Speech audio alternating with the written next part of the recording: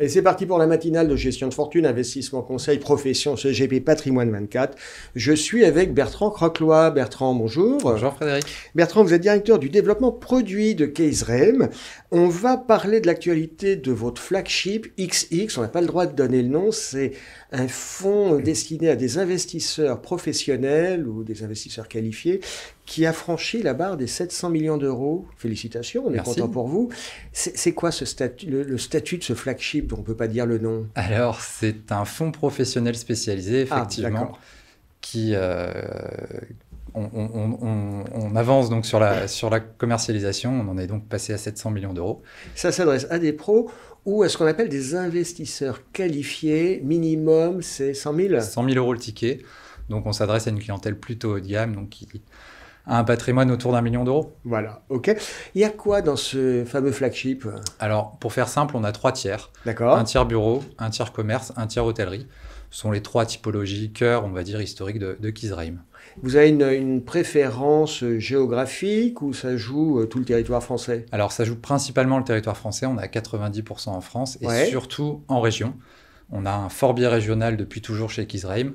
On a coutume de dire qu'il vaut mieux être un gros chez les petits qu'un petit chez les gros. D'accord. Donc, on a ce biais régional et on a 3 actifs hors de France. Ça représente à peu près 10% du fonds. Ces actifs hors de France, ça a vocation à rester 10% ou vous avez vocation à faire le marché de plus en plus à l'étranger ou pas spécialement? On considère qu'il faut être expert pour aller hors de France. Donc, ce qu'on fait, c'est qu'on est plutôt avec des opérateurs français hors de France. On n'a pas le droit de le dire, donc on va dire que c'est le flagship XX. On peut parler de la performance ou c'est tabou? Est-ce que les gens de la compliance chez vous ont sorti les gousses d'ail en disant surtout ne répondre à aucune question? Alors, je vais vous en dire un petit mot quand même. Le fonds donc, a été créé en 2017. Au passage, je dis quand même qu'il a été labellisé ISR il y a 1 an et demi maintenant. Et donc, en termes de performance, on a passé les 5% annualisés depuis ces 5 ans. D'accord. Keizrem, vous êtes le bras armé real estate, immobilier de Keiz. On peut revenir un peu sur cette structure? Oui, bien sûr. Le groupe Keiz a été créé en 2011, donc on a fêté les 10 ans l'année dernière. Aujourd'hui, on a un peu plus d'1,5 milliard d'encours sur différentes typologies. Comme je le disais, historiquement, c'est plutôt bureau, commerce, hôtellerie. L'hôtellerie, notamment dans sa dimension lifestyle. Vous savez, c'est ces hôtels où on a la moitié du chiffre d'affaires qui proviennent d'autre chose que la nuitée. Donc avec des restaurants, des salles Mama Shelter. Exactement, Mama Shelter, où on est propriétaire de quasiment l'intégralité des Mama Shelter de France. D'accord. Et notre ADN, ça a vraiment toujours été de vouloir mettre l'utilisateur au centre du dispositif, on va dire, parce qu'on considère qu'un actif attractif, c'est un actif où les utilisateurs ont envie de venir. Ça marche pour le bureau et encore plus aujourd'hui. Pour l'hôtellerie. Exactement. Et pour le commerce, un lieu de destination. Plaisant et pas uniquement fonctionnel. Keiz, c'est d'origine quoi? C'est anglais?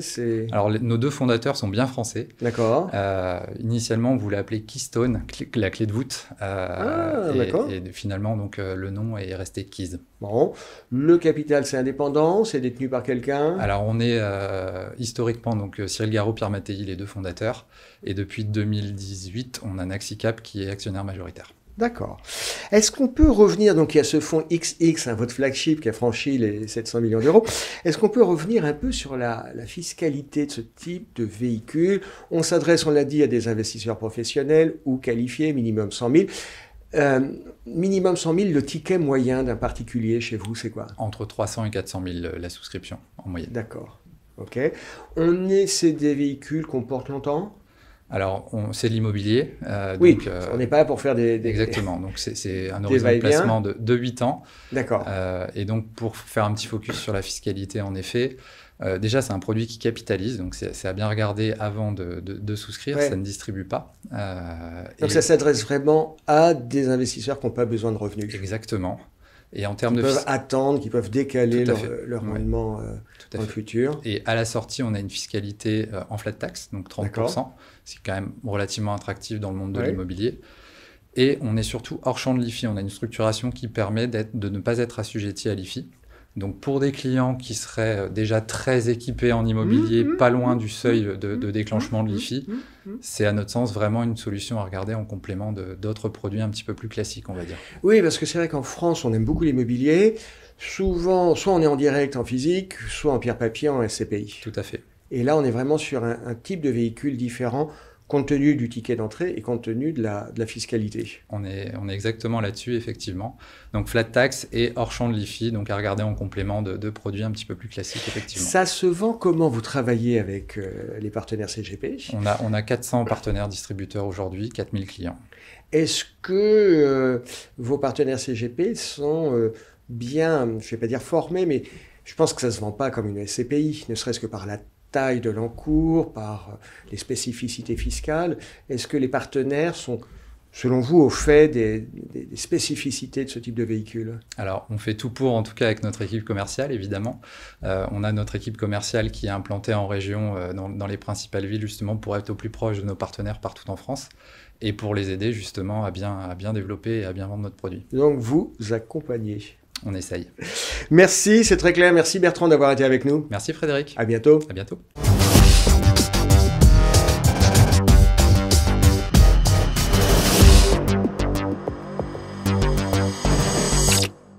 C'est la matinale de gestion de fortune, investissement, conseil, profession CGP, patrimoine 24. Je suis avec Nicolas Boutry. Nicolas, bonjour. Bonjour Frédéric. Nicolas, vous êtes associé en charge de l'expertise financière chez Olifant Group. Olifant Group, vous êtes un gros CGP, on peut le dire comme ça? Oui, alors effectivement, on gère 1,5 milliard d'encours. Oui, ça commence un peu à peser. Oui, tout à fait. Hein? Est-ce qu'on peut d'abord commencer l'actualité chez Olifant Group? C'est quoi? Il se passe pas mal de choses chez vous. Oui, alors il y a toujours une actualité assez riche chez Olifant Group. J'ai choisi de me focaliser sur notre actualité private equity, puisque nous finalisons la levée d'un deuxième fonds de private equity institutionnel cette année. C'est une classe d'actifs dans laquelle on croit beaucoup on est présent sur cette classe d'actifs depuis 2018. D'accord. Et à date, nous avons levé 130 millions d'euros sur des fonds institutionnels. Ça commence à faire une expertise. Oui, tout à fait. Et particulièrement depuis 2 ans, hein, on a vu cette accélération des solutions qu'on propose à nos clients sur cette classe d'actifs. Comment, chez Olifant Group, vous définissez le private equity? Parce que c'est relativement à la mode, le private equity, depuis 2 ou 3 ans, non? Oui, tout à fait. Alors, c'est une classe d'actifs qui est clairement plébiscitée à la fois par les clients privés depuis quelques années, mais par les institutionnels et depuis plus longtemps, hein, avec des attentions d'investissement qui sont toujours en croissance du côté institutionnel. Donc, nous, on a un angle très institutionnel sur le private equity. On va rechercher les meilleurs gérants, un accès aux meilleurs gérants et quelque part accompagner ces entreprises de croissance, stimuler leur croissance avec un accompagnement par des gérants professionnels du long côté. D'accord. On peut donner des exemples de véhicules? Alors, typiquement, effectivement, on va structurer un véhicule qui va donner l'accès à certains gérants de private equity à nouveau institutionnels. Ça permet à nos clients particuliers d'investir avec des tickets bien moindres aux côtés d'institutionnels. Quand vous dites des tickets bien moindres, c'est quoi? Pour un particulier, hein? Oui, bien sûr. Parce que les instituts, c'est en millions. Exactement. Donc là, on est sur des fonds professionnels de capital investissement. D'accord. Donc on a un ticket minimum de 100 000 euros. Voilà, parce qu'on est sur des investisseurs dits qualifiés. Hein. Exactement. Minimum, le ticket, c'est minimum 100 000. Voilà, exactement. Versus plusieurs millions pour un investisseur institutionnel. Exactement, c'est tout l'intérêt. Donc historiquement, une classe d'actifs plutôt institutionnelle, aujourd'hui qui se démocratise. Et chez Olifant Group, on participe à ce mouvement de démocratisation en allant chercher les meilleurs gérants dans cet univers. D'accord. Vous dites le ticket minimum, c'est 100 000. Ce qu'on constate chez Olifant, au niveau des particuliers, concrètement, on constate quoi? C'est plutôt plus de 100 000 ou ça reste au... Oui, alors globalement, c'est fonction du patrimoine de nos clients. Nous, on pense qu'une bonne allocation, on va dire, en private equity, c'est autour de 15%. Alors, à construire au fil des années. Donc globalement, selon le patrimoine, on peut voir des tickets à 100 000, mais on voit également des tickets à 500 000, parfois à 1 million. 500 000, d'accord. Oui, tout à fait. Donc voilà, c'est bien sûr fonction du patrimoine. C'est fonction du patrimoine, tout à fait. Bien sûr. Sur ce private equity, qui est, je dirais pas à la mode, mais où il y a un engouement, parce que c'est vrai que les marchés actions, c'est compliqué, les taux remontent, donc les marchés obligataires, c'est compliqué.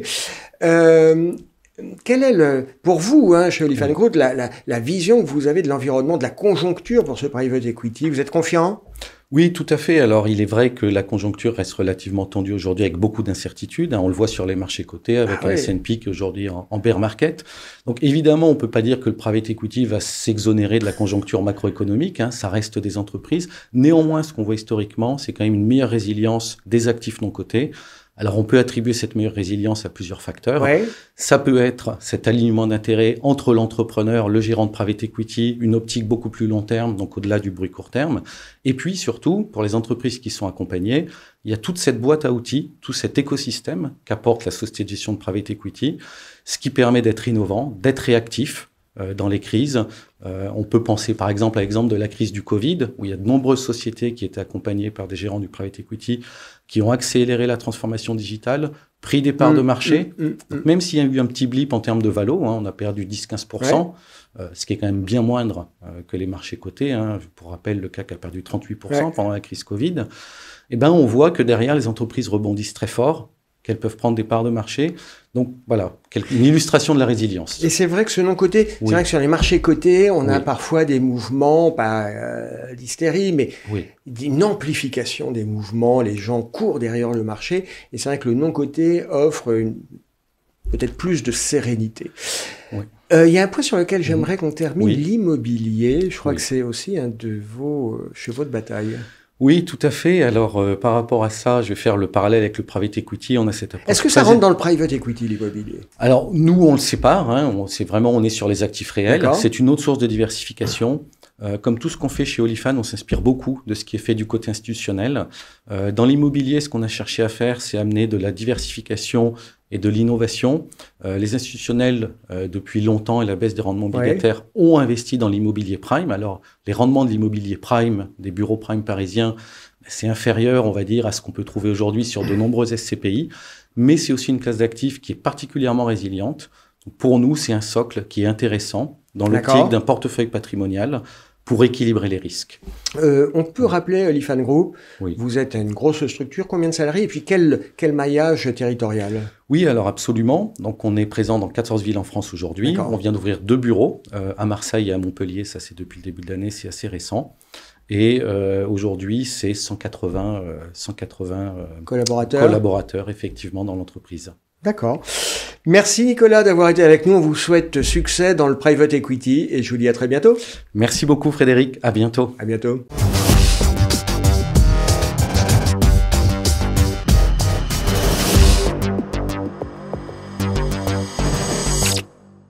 Allez, c'est la matinale de gestion de fortune, investissement conseil, profession CGP. Je suis avec Mélissa Annick. Mélissa, bonjour. Bonjour Frédéric. Mélissa, vous êtes responsable des partenariats chez Hypierre. Hypierre, c'est une plateforme sur le marché secondaire de l'immobilier.